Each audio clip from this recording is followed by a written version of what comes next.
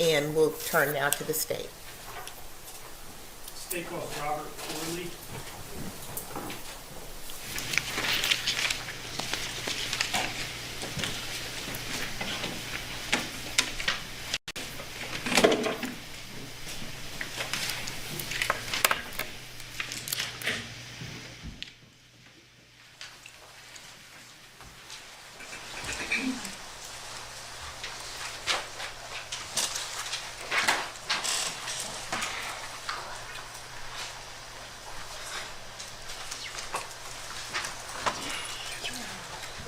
Raise your right hand. The evidence you take into the court and jury at the trial of this issue should be the truth, the whole truth, and nothing but the truth. So, yes, sir. Step this way. Have a seat and watch. Thank you. All right, good morning. Good morning, Your Honor. Good morning. Could you please introduce yourself to the jury? Yes, my name is Special Agent Robert Corley. I'm with the FBI Jacksonville Division. And can you tell us just briefly about your education before joining the FBI? Yes, I have a bachelor's degree in criminal justice and a master's degree in criminal justice. And how long have you been with the FBI? Since May 2011, so I'm coming 13 years. Are you a full-fledged special agent, or are you in some sort of support role, or what? What's your role? No, I'm a special agent assigned to national security investigations.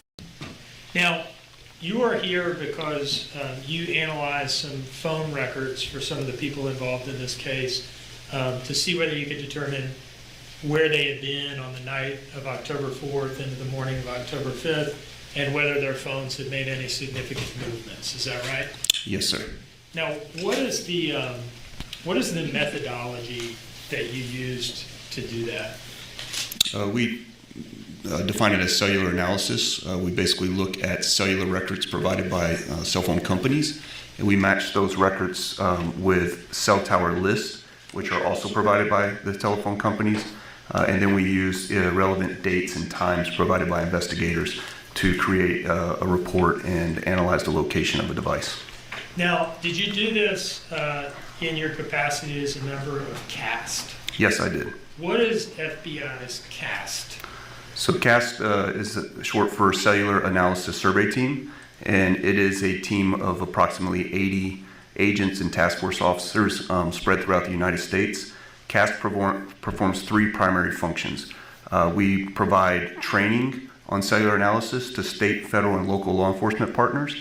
We also use the methodology and the techniques we're going to talk about today to track and locate people in real time.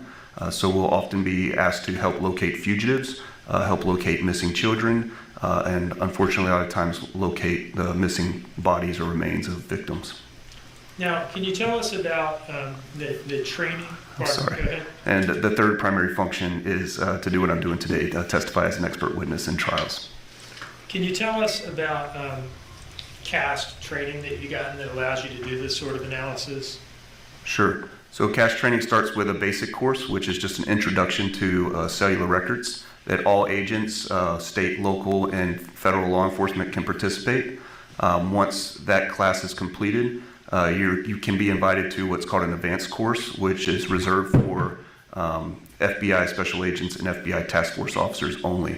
After advanced course, you go on to what's called a field training certification, where you spend 3 days looking at prior investigations or cases. You're put in like a command post situation where they give you a time limit to solve a case and see if you can come up with the same solution that the original case agents did. And if you progress through those and you meet all the minimal requirements, you can be invited to CAST certification. CAST certification is a 4-week course. It consists of 1 week of training in RF theory, radio frequency theory. That's taught by PhD professors from the Florida Institute of Technology in Melbourne, Florida. After that, we have a week of training and interaction with the cellular providers. In my case, it was AT&T, Sprint, Verizon, and T-Mobile. Sprint, merged with T-Mobile, so now people no longer receive that training, but at the time I did from Sprint. And they bring in the people that produce these records that we're going to talk about. So when law enforcement submits a search warrant or a court order, they will provide these records. They talk about how they pull them, what all the columns mean, And then we also talk with the engineers that actually work on the towers and the networks in the field. After that, we receive some training in mapping, different types of software that we use. We also receive training in something we call drive testing, where we take equipment out and we do measurements of the actual footprint of the cell tower. So we can not only say what we believe the cell footprint or the cell tower footprint would be, we can, in some cases, actually map out the actual footprint of a cell tower. And have you completed all of those steps that you just described? Yes, sir. And do you hold the CAS certification? Yes, sir, since 2019. All right, so since 2019, you've been full-fledged member of the CAS team?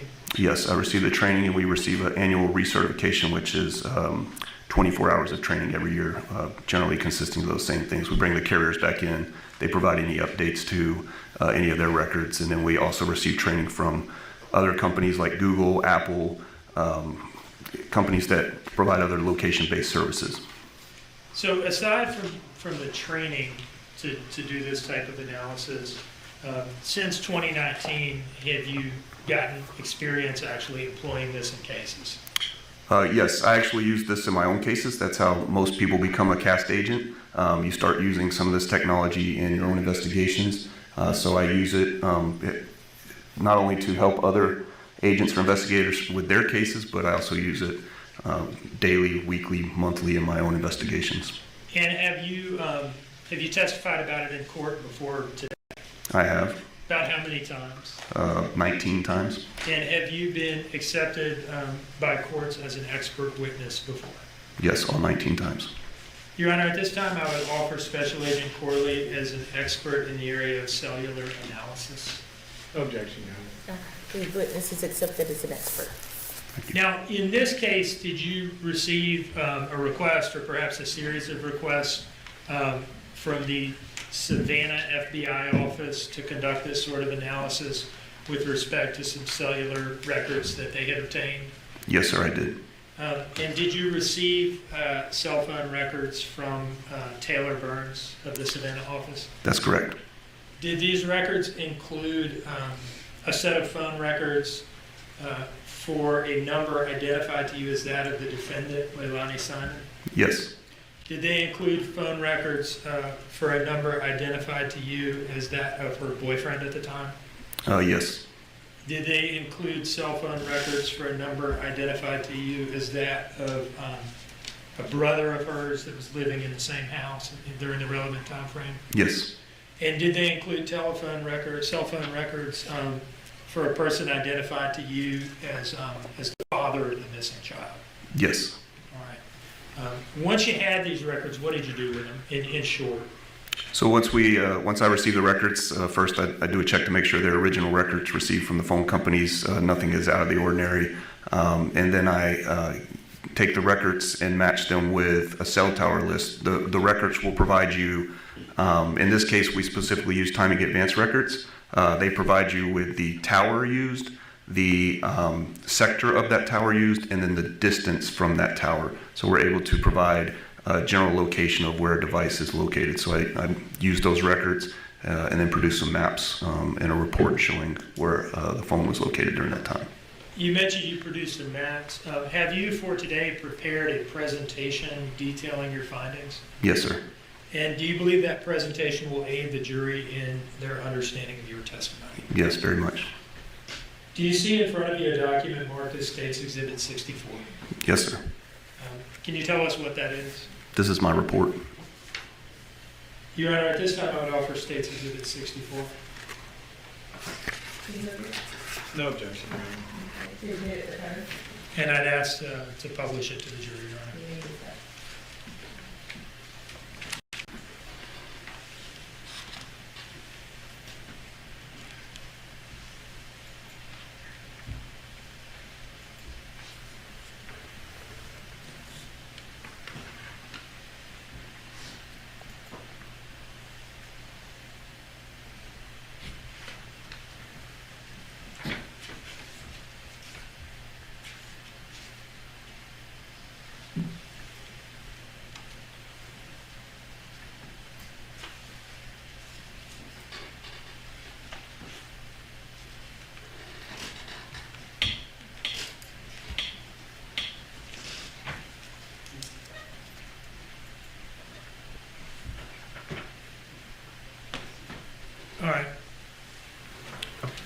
We're on page 1 of 12 here.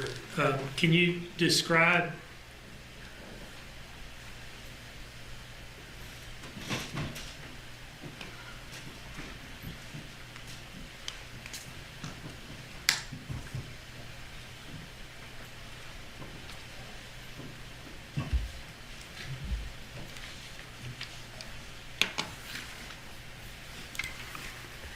All right. Can you describe the contents of this first page here? What are we seeing here? It's just a title slide with the 4 phone numbers that are included in the report, and the date that the last edit was made onto the report. Okay, so the top number, that would be the defendant's, right? Correct, 5275. That 910 number, the second from the top, would be that of her boyfriend. Correct. And the one below that, another 912 number, would be that of her brother, right? That's correct. And then the last one would be that of the child's father. Correct. Moving on to slide 2, can you tell us what we're seeing here? Yeah, this is just an introduction that describes that methodology that I just spoke to you about. We take cellular records, tower list, and then the relevant date and times that are provided to us by investigators and produce a report using those data sets. All right, moving on to slide 3, what are we looking at here? So this is just a general picture of what a cell tower looks like. We've all seen them around. The most common one is going to be the one in the far right corner for me, the one that's labeled a monopole tower. That's the most common one, but they can also be, a cell tower can be on the side of buildings. You would probably see that in the Savannah area. And then also based on certain statutes or regulations in certain cities or municipalities, they have to be hidden, but this is generally what cell towers look like. Moving on to slide 4. Yeah, so when you see that cell tower that's actually on the pole, a lot of people think of the pole or the apparatus as the tower, but the tower is actually the boxes that are on top of the poles. And in most instances, about 85% of all cell towers in the United States are configured in a 3-sector pattern. They could be configured in others, but by far the majority are 3 sectors. In this presentation, all of them are 3-sector towers. And what happens is the companies divide up the towers in those 3 sectors to service each side of an area. And they're generally divided in, you can think of a 360 degrees covers the full circle, and each sector is divided up into about 120 of that. So if you think of it as pie slices like it's illustrated on this map, each sector serves that general area. So this diagram is, we're above a cell tower looking down on it. Correct. And these little gray boxes here are the antenna arrays. Correct. We were seeing in the last picture. Yes, sir. That would represent the actual towers, what's transmitting that RF frequency or receiving that RF frequency. Okay. So each tower, 3 sectors, about 120 degrees each. Yes, and in the records, the tower list that I referenced earlier, it will tell you the azimuth of that sector. So the azimuth is the direction that the center of that sector points at. So in this orientation, one sector has an azimuth of 0, which is true north. Sector 2 has an azimuth of 120, and Sector 3 has an azimuth of 240. And once you know those, you know how to orient the pie wedge on your map to show which direction the tower's pointing. And when a set of cell phone records says that a phone was hitting on a particular tower, does it also tell you which sector of that tower? The cell phone records will, and you have to then refer to the tower list to find the orientation of each sector. Okay. Slide 5. So this is just in general narrowing down what you're going to see on the slide is one sector pointing towards the azimuth and covering that 120 beam width. We like to point out that the shaded arc is not the coverage area of a tower. It's just to help you orientate towards which direction that tower is facing. Okay. In other words, the coverage of this sector doesn't end where the red shading ends. It's just a visual aid to show you which direction. Correct, and it's helpful when you have multiple calls bouncing off sectors, so you know that these 2 were used and the third one wasn't. So, Slide 6. So this is what the sector will look like on a map once we've determined that a call activity or network activity has happened on that sector. And we've put it with the azimuth, and so you can see the general area. And what you also see on the maps are neighboring towers. So in this one, you have a tower here to the north, and we're able to use that sector and that beam width of 120 degrees in relation to the next neighboring tower and figure out a general area of where a cell phone would be located based on the tower coverage of that area. Slide 7, timing advance explanation. What is this? So timing advanced is engineering data that the cell phone companies use to help optimize their network. So if you were to call in and say, I'm having problems with my cell phone, probably the first place they would look is the timing advanced data, and they would see when a cell phone is in your location and it's a distance from the tower, what does the reception look like? And if they have problems, they'll then tweak their networks or maybe provide you a booster or something like that. But this data is collected and it's aggregated from the companies. This is not, it can be collected when your device is doing nothing. As long as your device is powered on, timing advanced data can be collected from the network. And they use a measurement of time, how far it takes, or how long it takes a signal to reach the tower and then back to your phone, and they're able to calculate that into a distance. So now with timing advanced, we have the sector, which is 120 degrees, the direction it points, and the distance from the tower. So on the map, this curve represents the location of that device. It could be anywhere on that arc at that distance from the tower. So you say, it allows you to say, we know which sector this phone is using, and we know about how far away it is from the tower, but we don't know exactly where in that sector it is, but it's somewhere inside of this bent hot dog? Correct. Okay. And again, the person does not have to be making or receiving calls or sending or receiving text messages to get timing advanced data? No, sir. It's as long as the phone's on, the network can collect activity from timing advance. It also could collect timing advance in connection with a phone call or a text message or a data session, but it collects when the phone is sitting there also. And the one thing that we note at the bottom of this is, timing advance is a measurement of time. So, let's say there's an obstruction, like this stand is in the way of my signal to the tower, and that has to go around that for that split second. So in some instances, the device will appear to be further out than it is because of that split second it had to go around. So sometimes you will see an arc that is just outside the location of a phone, but the phone can never be further out. The phone can never be outside of the arc. It will always be inside of the arc. Moving on to slide 8. Again, this is just to show what the timing advance band will look like on the map. Again, we have the neighboring cell tower, but we don't need to use that to make a guess because they've given us the distance from the tower that was used during that event. So that arc represents the distance that the device is. And just to be clear, is this image, this map image here, specific to our case that we're here for today, or is this just a kind of a demonstrative? No, these are just general, same ones I use for every presentation, so it is not Savannah. Okay. Moving on to slide 9. So first of all, this is timing advance mapping for the boyfriend cell phone, right? Yeah, the phone ending in 1458. Okay. Can you walk us through this, just kind of hitting all the component parts and what it is that it's telling us? Because there is a lot going on in this slide. There is a lot going on. This is the timing advanced activity for that phone between October 4th at 10:30 p.m. and October 5th at 5:49 a.m. And what it shows is that the timing advanced arcs line up with that general area of the blue call-out box, which is the address that was given as the residence of the person that uses this phone.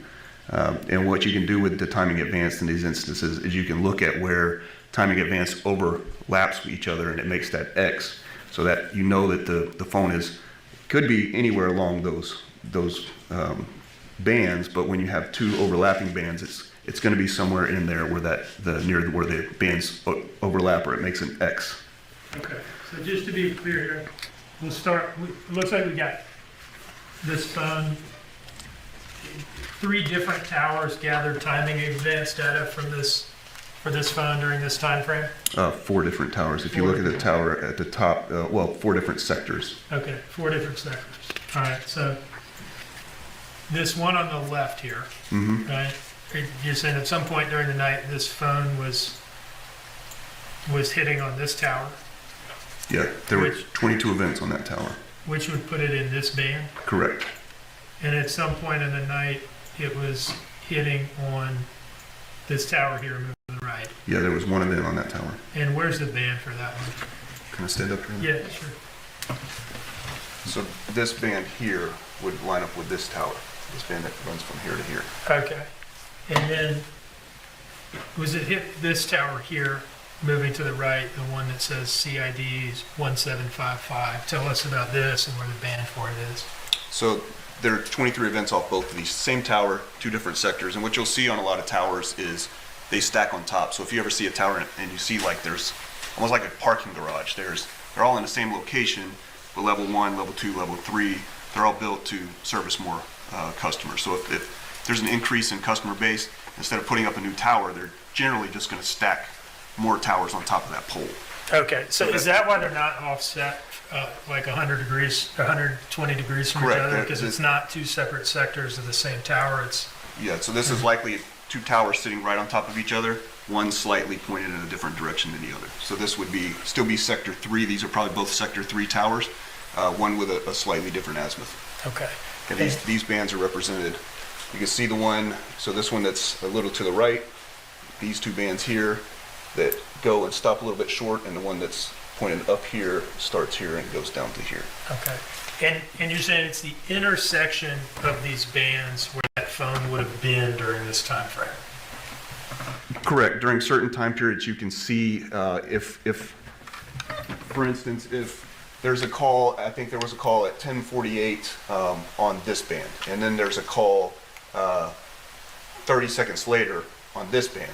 Well, you can't be here on this band and then here on this band in 30 seconds. So you have to naturally start looking at where do these bands overlap, and you can start narrowing down the location of where they could be within those bands. And then you can just look at geography, like there's no roads here, there's no roads over here, there's no roads here. So you could start eliminating so many places on timing advance and start narrowing down to where it's likely at during that time. Is it your opinion that this phone appears to have been in the area of 535 Buckhalter Road for the entirety of this time frame here? The timing advance data would be consistent with it being at that location for the timing advance data that I have All right, through the night. through the night. They started at 10:30 and ended at 5:49. Okay. Did you see any indication that that phone left the residence at any point that night?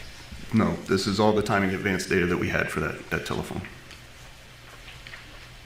Moving on to slide 10, this would be generally the same time frame but for the brother's phone, right? Yes, this one's at 11 instead of 10:30. That was the first timing advanced event, and then this one went to 9 a.m. Originally, we did some different analysis on the last phone to show where the phone went after 5:49, but this one was in the same location until 9 a.m. Okay. And so, again, we're looking at where the bands intersect to tell where this phone appears to have been through this time frame? Yeah, so these were both Verizon phones, both using the same towers, with the exception of that one event that happened on one other tower from the last slide. These are the same towers, same timing advanced measurements, all lining up with being consistent with servicing that resident. And do you believe that the timing advanced data that you looked at for this phone is consistent with the phone having been at 535 Buckhalter Road during the time frame on the top of the slide there, 11 p.m. to 9 a.m.? Yes, these timing advanced bands would service that area. Okay. Did you see any evidence in the timing advanced data through your analysis that this phone left the residence at any point during that time frame? There were no timing advanced events that led me to believe that. Okay. Moving on to slide 11. This would be cellular analysis for the child's father's number, is that right? That's what was described to me, yes, sir. All right, what is the area depicted on the map here? Where are we in the world here? Up near the South Carolina-Georgia line. I would have to look closer at I'm not familiar with up near Sardis, Millhaven, that area. What's that town? What's that town in the top left of the slide there? Waynesboro, Okay, so not too far from there. not too far from Waynesboro. All right, what's kind of the bottom line conclusion as to the child's father's phone's location from the period on the slide here, 11 p.m. on the 4th to shortly before 9 a.m. on the Yep. 5th? All the phone data and timing advance indicated that phone was up in that area near the Georgia-South Carolina border for that entire time period. I'm sorry to interrupt you. Any indication that it came anywhere near Savannah that night? There were no records indicating that it was anywhere other than these locations.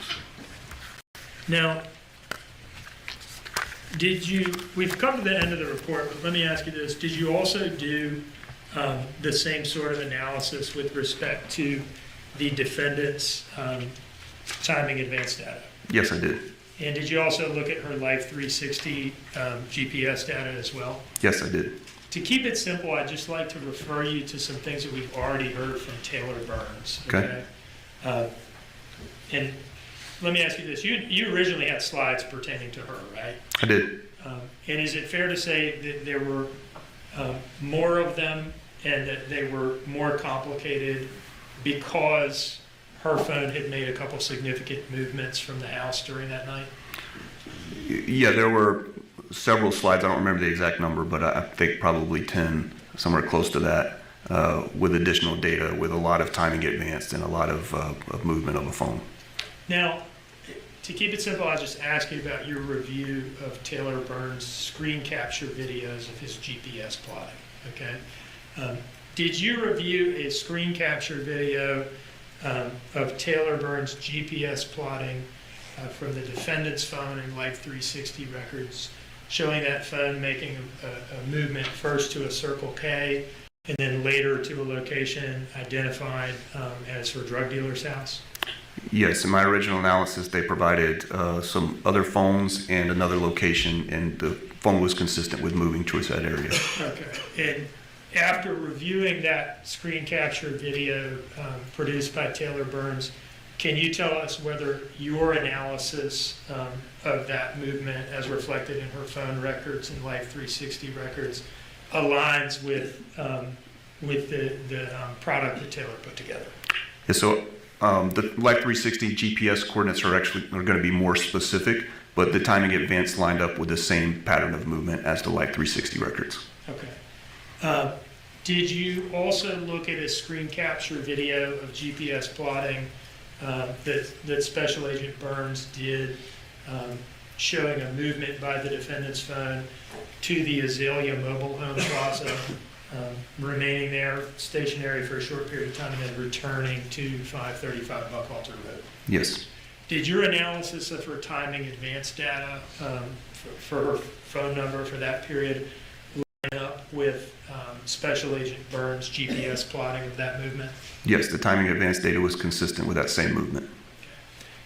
Did you review a screen capture video that Special Agent Burns produced pertaining to the boyfriend's cell phones or the boyfriend's Life 360 records, showing in the early morning hours a movement away from the phone, from the home to his workplace, him remaining there for a few hours, and then returning back to the home? Did you see that video? I did. And did your timing advance analysis for the defendant's phone record, for the boyfriend's phone records during that time period line up with what Special Agent Burns had produced in the way of GPS mapping for that time period? Yes, it did.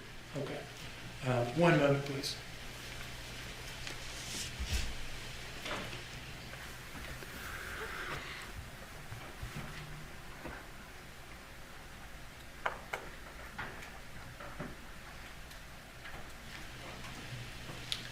No further questions, Your Honor. Thank you, Mr. King. Mr. Hilliard? Thank you, Your Honor.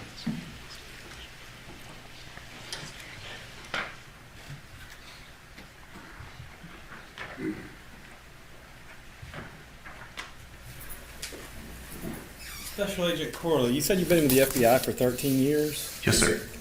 And I assume, and I'm just trying to figure it out. Did you work anywhere before the FBI, or were you in school?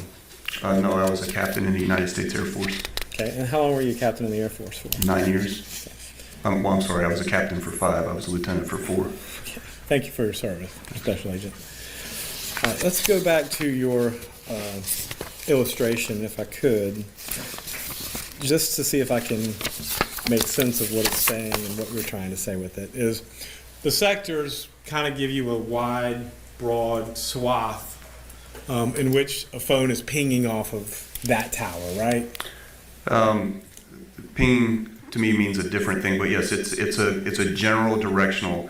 RF frequency doesn't stop at a line on the ground, so it's more of an ambiguous like shape, but it is a general representation of that tower's coverage. Right, and all I'm trying to get at is when I say pinging, I mean the phone is interacting with the tower in that sector in some way. Yes, there's a date and timestamp of an event that produces that record. Right.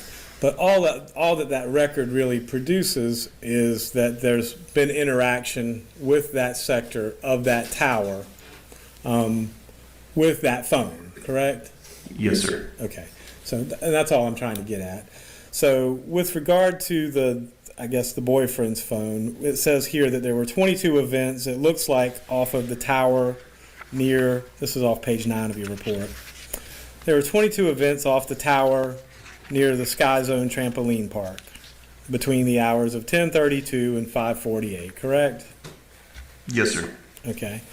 And the analysis and the data that you got, does it tell you what those events were, or does it just tell you that there were 22 events?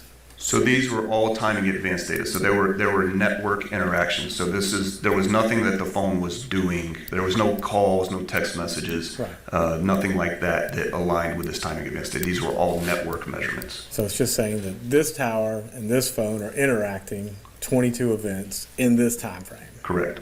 Okay. And the next question I have is, it has one event from the other tower closer to Hunter during the same, I guess, at 10:57? That's correct, yes, sir. Okay. And that event, was that a timing advance event, or was that a phone call, or what was it? These are all timing advanced events. Okay, so it didn't register the phone call, correct? This does not require any user interaction with the phone. Right. And so this time frame is pinging off of, I guess, an adjacent tower, correct? It is pinging off a neighboring tower, yes, sir. All right. And the other tower to the top right of that has the 23 events, let's say. Yes, sir. Okay. Don't know, just asking. Would that tower encompass the other events, or are these separate events? These are all separate events. Okay, so the total events that you looked at for this time frame would be 23 events from the one tower, 22 events from the Sky Zone tower, and 1 event from the Hunter Army Airfield tower. Correct. Okay. So, and that, again, it's just timing advance events. It doesn't require anything from the phone or any interaction. This is just the phone and the towers talking, correct? That's correct. Okay. Now, my question is it looks like and I'm horrible with math, so correct me if I'm wrong. There's a total of 46 events in this time frame for this particular phone, right? Yes, sir. And it's all just the towers interacting with the phones, correct? Correct. So, is it normal to have the towers switch like that? Yes. Okay. So it's nothing indicative of anything other than it's just switching between the towers. Yeah, so if you were making a phone call or using a text message or using your phone for a data session, the phone is selecting which tower it's going to use. And in most cases, not most cases, in all cases, it's going to select the tower with the cleanest, the best signal. Most of the time, that's the closest tower, but not always. But in these events, these are just network measurements. So the measurements, often, they don't even have to be a usable cell phone signal. They're just measuring the distance of the devices, taking and saying, well, what's this phone look like when it's at this distance from this tower, and then they aggregate that data to do whatever engineering they need to do with it. So it doesn't matter what the phone's doing, and it doesn't follow the same rules as we wouldn't say if we didn't have the distance from the companies that tell us how far it is. This would be not usable because then it would just be like, well, it's bouncing off a bunch of different towers. How do we know where it's at? But because we have the distance, we can use it even though it is using multiple different towers. And that's kind of what I'm getting to is let's assume the phone's stationary and hasn't moved. Mm-hmm. The analysis that you're doing, it's these phones and these towers are doing their own thing, determining which tower to use and which signal to use and how to bounce back and forth with little or no interaction from the user, correct? That could be correct, yes, sir. Right. Not always correct, but in this Yes. particular case, that's correct. Right? Appears to be, yeah. Okay, all right. And that being said, the analysis doesn't ever actually say who is in possession or carrying or using the phone either. No, Yeah. I can't tell you that, no, sir. Right, and you have to look at other things to know that, correct? Well, I mean, I would say there's probably never an instance where I could say 100% that person had the phone unless I was sitting next to them and watching them use the phone. So it could be picked up by somebody else. But yeah, I can't determine who was using the phone. Okay. All right. That's all the questions I got. Thank you, Mr. Thank Corley. you. Is there any reason to hold this witness? No, Your Honor. Okay, you are excused. Thank you, Ron. Thank you very much.